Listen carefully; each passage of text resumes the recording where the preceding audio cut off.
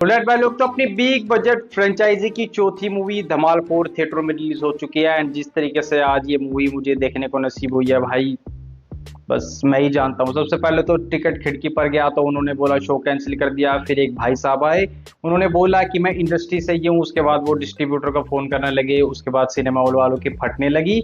तो तब जाकर उन्होंने मुझे मूवी की टिकट दी, उन भाई साहब को भी दी। एंड फिर हम 5 लोगों ने बैठकर ये धमाल का चौथा पार्ट देखा। उसके बाद जो मैं देख कर आया हूँ उसके बारे में बात करूँ तो अपनी धमाल जो पहली वाली मूवी थी उससे ये मूवी काफी हैविली इंस्पायर्ड है। काफी सारे सीन हमें सिमिलरली देखने को मिलते हैं, लेकिन क्या वो मैजिक ये मूवी दिखा पाती है? मैं कहूंगा बिल्कुल भी नहीं। हालांकि एक दो जगह वो चीजें थोड़ी सी वर्कआउट जरूर से करती है। एंड जो अपनी धमाल पहली वाली थी उसका ह्यूमर पता है क्यों काम करता है, वो लोगों को आज भी इतनी ज्यादा पसंद पता है क्यों आती है? क्योंकि उस मूवी में हमें एक रोनेस देखने को मिलती है, हमें एक ग्राउंडेड अप्रोच देखने को मिलती है।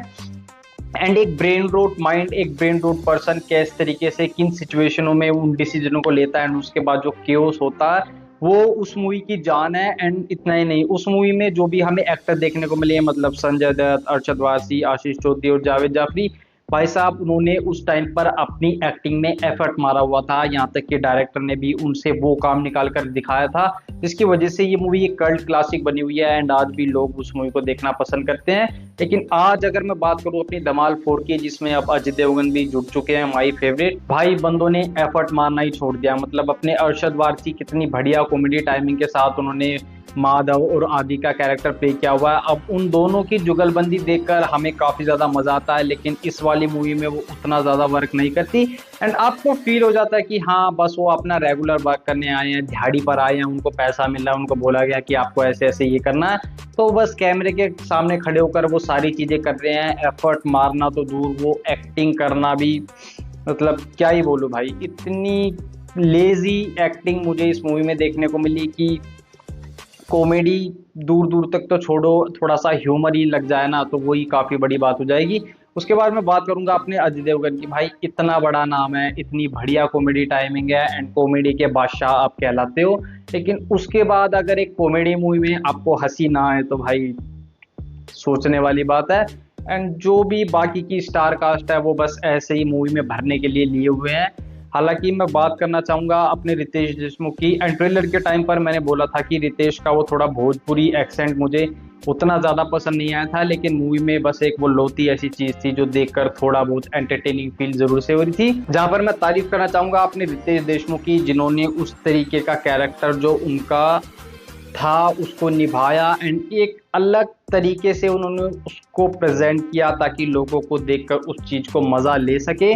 ताकि उस लेवल का नहीं है, लेकिन आप बोर भी बिल्कुल भी नहीं होते उनके कैरेक्टर को देखकर। किशन भी हैं जो इंडियन पायरेट बने हुए हैं। एंड भाई मूवी के डायरेक्टर ने पता नहीं क्या सोचकर उनको ये कैरेक्टर लिखा है, उनको ये कैरेक्टर दिया है। मतलब आपने पायरेट्स ऑफ द कैरेबियन के जॉनी डेप की, अपने जैक स्पैरो की फुल टू कॉपी मारी हुई है।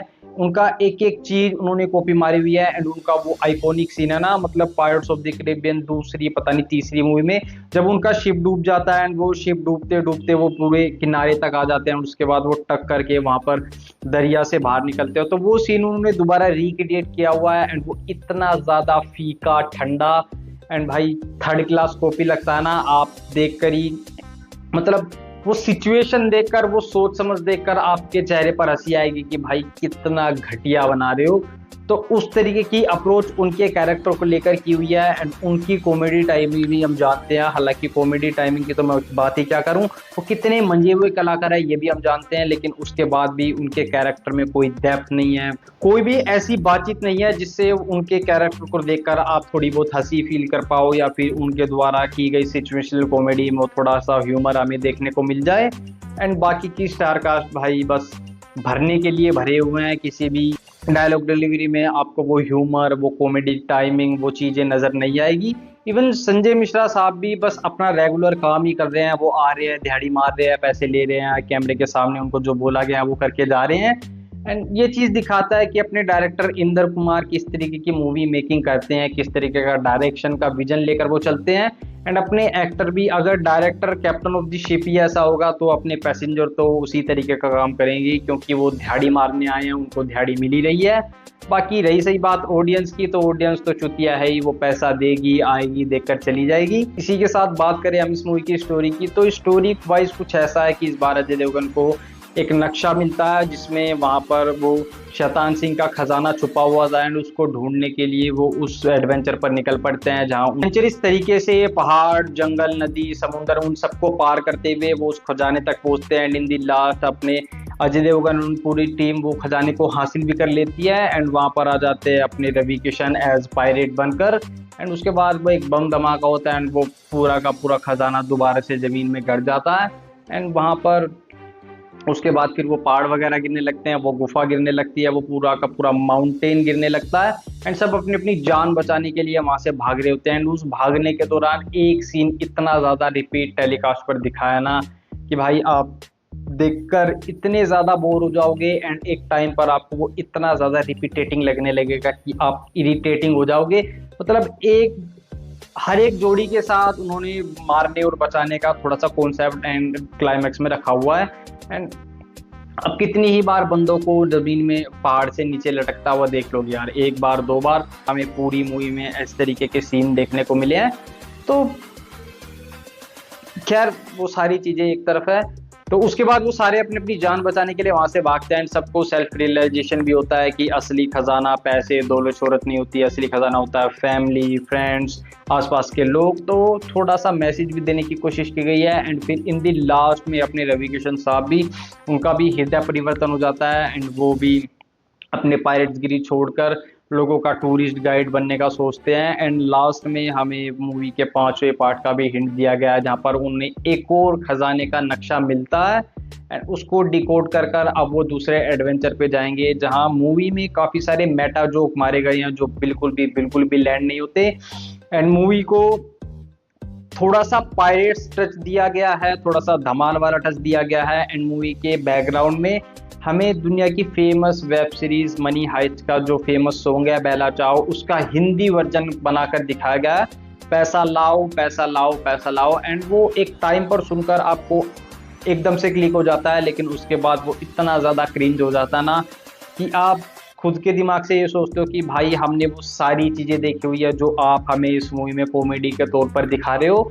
तो वो एक बैड एक्सपीरियंस ही देता, आपको कॉमेडी तो देखने को मिलती नहीं, ना ही उतना ह्यूमर देखने को मिलता, बस चीज़ें चली जा रही है। हालांकि मैं बात करना चाहूँगा इसकी राइटिंग की, तो राइटिंग वाइज ये मूवी काफ़ी फास्ट पेस चलती है। फर्स्ट हाफ कब शुरू होकर कब खत्म हो जाएगा आपको पता भी नहीं चलेगा, और सेकंड हाफ थोड़ा सा स्ट्रेच फील होता है, लेकिन वो भी कब खत्म हो जाएगा आपको पता भी नहीं चलेगा।